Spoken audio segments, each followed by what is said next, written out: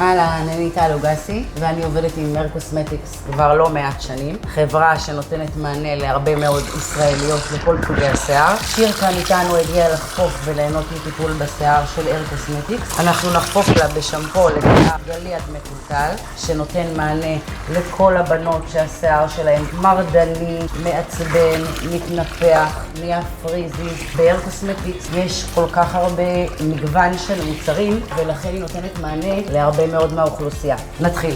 זה שמפו של מר קוסמטיקס, שמפו מצוין דרך אגב, לשיער גלי. השמפו משקם את השיער, שומר על הגליות, על הגמישות בשערה. אנחנו נשתדל תמיד לחפוף פעמיים, מהסיבה הפשוטה שהחפיפה הראשונה מורידה את כל שכבות השומן ושאריות הקרם שהלקוחה שלנו שמה, והחפיפה השנייה היא הטיפול בעצמו. אין צורך לשים כמויות מהשמפו, מאחר והחומרים הם ממש איכותיים, הם מקציפים כמו שאתם רואים, החוויה בשיער, התחושה, הרכות, הלקוחה מרגישה את הרכות כבר בחפיפה עוד לפני המסכה.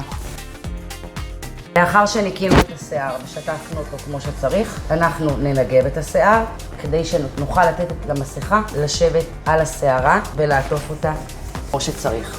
זו המסכה ביו, מסכה משקמת, עוטפת את השיער בהגנה, מזינה אותו, מאפשרת לשיער להיות גמיש, ממושמע, מאוד נעימה לעבודה. חומר שהוא איכותי, אין צורך לשים ממנו כמויות. אנחנו לעולם לא נשים על הקרקפת, אנחנו נרים ללקוחה את הראש ונמרח על האורכים. נחלוב את האורכים, להגיע לכל האורכים, אין צורך לשים באזור הקרקפת. אנחנו לא רוצים קרקפת שומנית, וקרקפת לא צריכה טיפול במקרה הזה. כמובן ההמלצת יצרן היא להמתין 10 דקות לפני השטיפה.